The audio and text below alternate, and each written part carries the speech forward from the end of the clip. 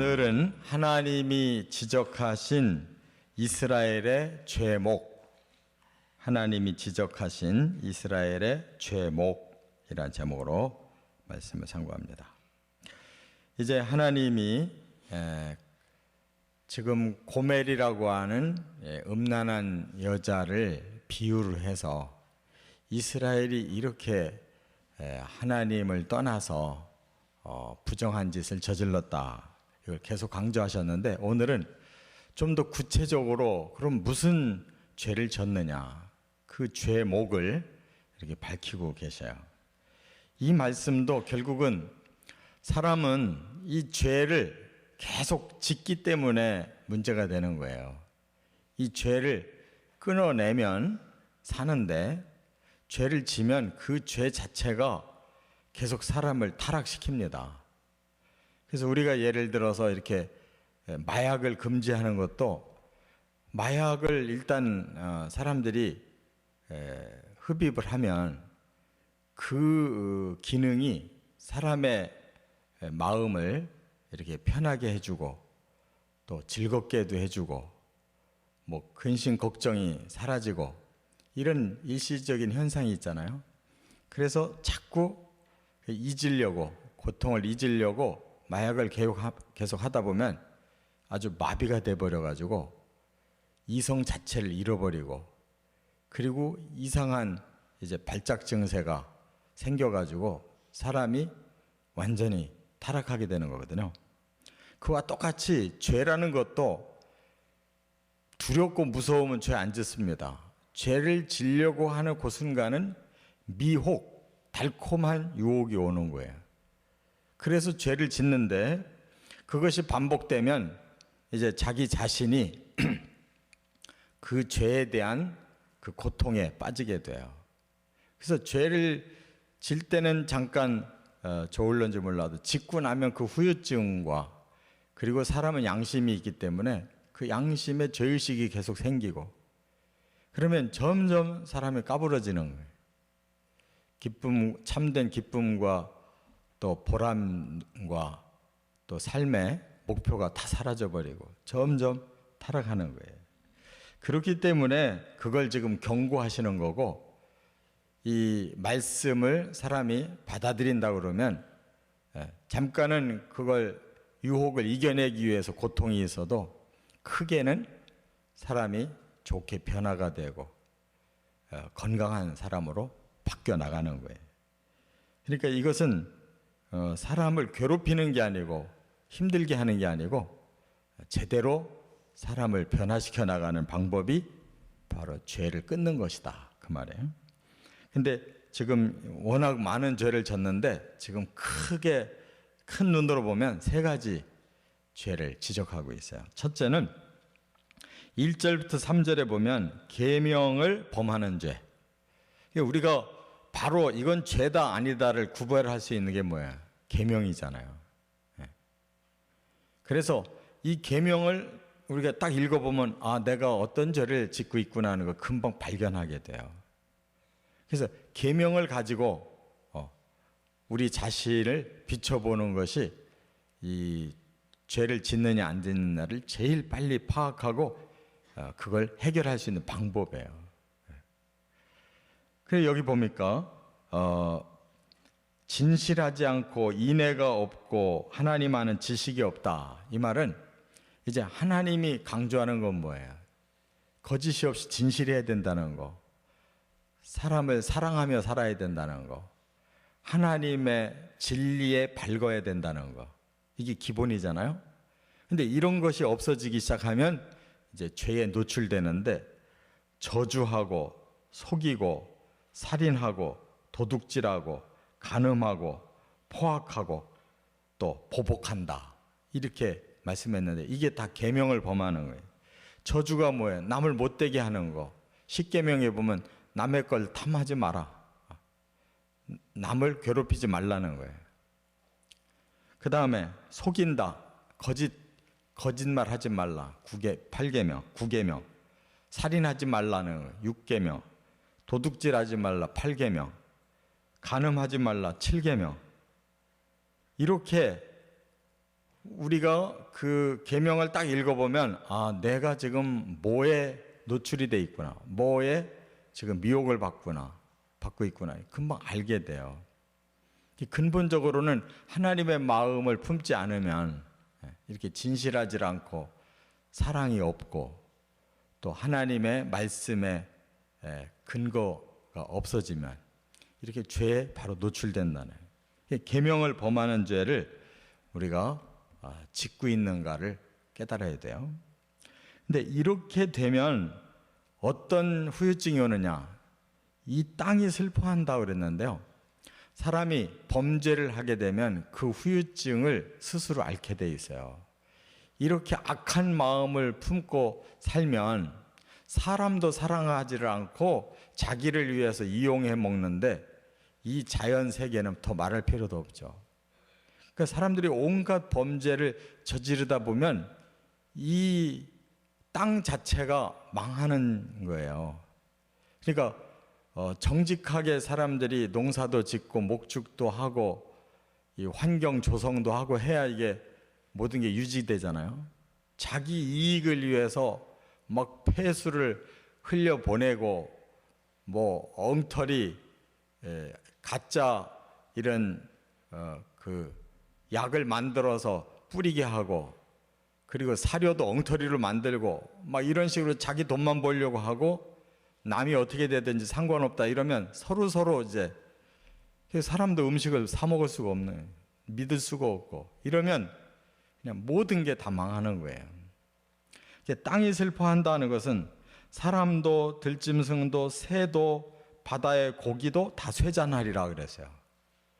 지금 이 세상이 왜 이렇게 살기가 힘들고 숨도 못 쉬고 살게 됐냐면 사람들이 다 악해가지고 자기만 잘 되려고 하고 다른 거는 전부 부정한 방법으로 하다 보니까 서로 그렇게 해먹어가지고 이 세상을 완전히 망쳐놓은 거예요. 누구를 탓할 게 없어요. 다 우리 각자의 죄가 이렇게 결과를 만들어내는 겁니다. 그러니까 막 마구잡이로 그냥 고기를 잡고 그러면 다 씨가 말라버리잖아요. 나는 돈 벌었다고 하는데 그것 때문에 자연이 완전히 파괴돼 버리잖아요. 이게 계명을 범하는 죄 때문이에요. 두 번째, 4절부터 9절까지는 좀 더 크게 말씀을 했는데 말씀에 대한 무지의 죄. 이 진리의 정신을 잃어버리는 거예요. 이 성경에 하나님이 주시는 이 말씀이 사람이 살아가는 매뉴얼이에요. 우리가 뭐 기계를 사면 매뉴얼을 반드시 읽어봐야 되는데 건방진 사람들은 매뉴얼을 안 읽어요. 기계부터 작동을 해요. 자기 마음대로. 그러니까 바로 부서지는 거예요. 오래 못 쓰고. 이 세상을 창조하고 사람에게 운영권을 맡겼는데 하나님이 이 매뉴얼을 주셨잖아요. 어떻게 사람끼리 살아야 되고 어떻게 자연을 다스리고 살고. 그 정신이 사람 마음에 깊이 들어가 놓으면 이 세상을 아름답게 낙원을 만들어 가는데 그게 쏙 빠져버리면 이 세상을 엉터리로 만드는 거예요. 그래서 말씀에 밝아야 될 사람이 누구예요? 제사장, 선지자. 이 영적인 지도자들이 무지하다는 거예요. 그래서 제사장도 선지자도 백성도 지식이 없어 망한다 이렇게 말씀했잖아요. 그러니까 하나님의 이 매뉴얼을 가지고 그렇게 살도록 가르치고 해야 백성 전체가 진리를 따라가는데 지도자들부터 참된 말씀에 지식이 없다는 거예요. 이게 이용만 하고 있지. 많은 사람들 끌어들여서 뭐 겉으로만 화려하고 뭐 커 보이는 일을 하려고 하지 진짜 진리에 순종을 하고 그대로 살려고 하지 않는다는 거예요. 그러니까 제사장도 타락하고 선지자도 타락하고 백성도 타락한다는 거예요. 지식을 버렸고 율법을 잊었고 속죄 제물에만 관심이 있다 그랬어요. 헌금만 많이 들어오면 되는 거예요. 그러니까 어떤 말을 하더라도 거기다가 사람의 말을 섞고 사람들이 좋아할 수 있는 메시지를 자꾸 전하고 그럼 몰려 들으면 헌금이 들어오고 교회만 커지고 자기 배만 불리면 된다 이렇게 생각한다는 거예요. 그러니까 진리는 어느덧 싹 빠지고 남는 게 그런 것만 남는 거예요.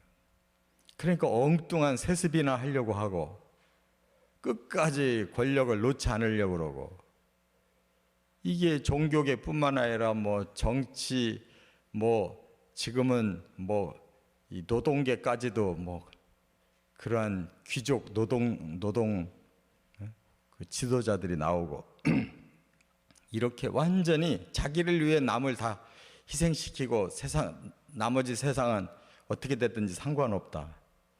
하나님의 진리가 쏙 빠져나간 지도자들에게서 나오는 타락이라는. 그래서 세상은 번성할수록 뭐라 그랬어요? 범죄는 극성한다는 거예요. 번영할수록 범죄한대요. 왜 그렇게 했어요? 번영을 취하기 위해서 부정한 짓을 계속 저지르는 거예요. 하여튼 하나님 말씀이 그릇된 게 하나도 없어요. 영화를 변하여 욕이 되게 한대. 진정한 영광스러움이 있잖아요. 그런 게 필요가 없는 거예요. 그건 욕이 돼버리는 거예요. 하나님이 이걸 그냥 두시지 않는다 그랬어요. 세 번째, 10절부터 19절에 보면 또 하나의 큰 죄가 뭐냐? 우상 숭배의 죄. 우상. 여호와를 버리고 따르지 않는다. 왜냐하면 그들이 우상을 숭배하기 때문이다. 근데 여기 보니까 음행과 묵은 포도주와 새 포도주가 그들의 마음을 뺏는다 그랬는데, 이게 뭐냐면 우상들은 사람들을 복준다고 하면서 사람들을 세뇌시켜요. 어떻게? 가장 세속적으로 세뇌를 시켜요. 아주 거룩한 채 하면서 결국 추구하는 게 세속화예요. 그래서 우상은 사람들이 추구하는 쾌락을 거기다 같이 집어넣어요. 우상 숭배는.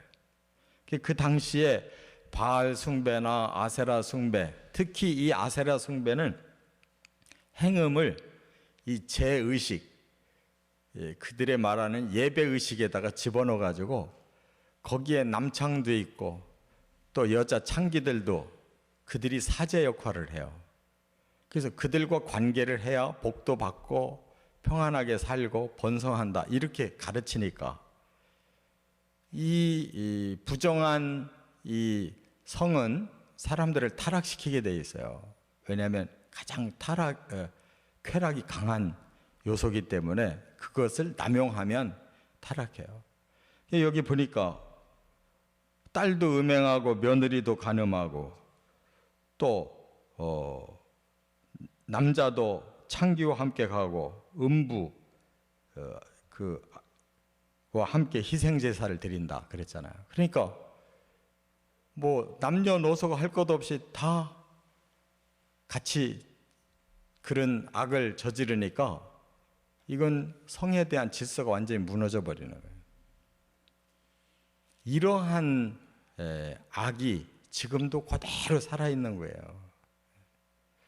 그렇기 때문에 사람의 마음이 타락을 해가지고 질서가 없고 그냥 본능이 원하는 대로 추구해 나간다는 거예요. 경건이 싹 사라져 버리는 거예요. 이렇게 우상이 사람을 타락시키기 때문에 마치 마약과 같이 처음에는 막 너무 좋아가지고 쏙 빠졌는데 나중에는 헤어나올 수 없이 매여가지고 서서히 타락하고 서서히 죽어가는 거. 이게 가짜 종교라는 거예요. 그렇지 않겠어요? 참 하나님을 대적하려면 뭐든지 반대로 나가야 되잖아요. 그러니까 온갖 가짜, 온갖 부정한 거, 온갖 쾌락, 나쁜 건 다 거기에다 집어넣을 수밖에. 이게 사탄의 작전이에요. 그래서 이단치고 끝이 좋은 이단이 하나도 없잖아요. 전부 음행 사건으로 구속되고 또 재산 착취로 다 붙잡혀 들어가고 자기들끼리 내분 생겨서 다 망하고, 그것은 바로 특징이 그래요. 굉장히 신령하고 대단한 것 같은데 그걸 파서 들어가 보면 이렇게 형편없다는 거예요. 그래서 부끄러운 일을 좋아한다. 그래서 그걸 아주 당연하게 이렇게 세뇌를 시켜가지고 그게 복받고 사는 줄을 알고 있어요. 그러나 부끄러움을 당하리라 이렇게 말씀드렸어요. 그러니까 우리가 오늘 본문에서 우리 자신을 싹 스캔해보는 방법이 내가 십계명을 펴보고 어떤 것이 내 마음에 걸림이 있나를 보면 알아요. 그 다음에 성경을 깊이 연구하지 않으면 이 하나님의 매뉴얼을 모르면 무지해서 자꾸 엉뚱한 길로 가는 거예요. 그리고 나에게 달콤하게 다가오는 잘못된 종교라고 꼭 무슨 제도적인 종교만 종교가 아니에요. 내가 하나님보다도 더 마음에 끌리는 게 뭐가 있느냐? 돈 버는 게 제일 마음에 끌려 있느냐? 취미 생활하는데 제일 끌려 있느냐? 내가 나의 고집을 세우는데 제일 끌려 있느냐? 내가 나의 우상이 될 수가 있어요. 그걸 자꾸 절대시해 나가면 그게 다 나를 엉뚱한 데 사로잡는 거예요. 이것을 우리가 꼭 경계해서 건강한 변화, 하나님의 진리가 주는 축복을 받으시기를 주의 이름으로 축원합니다.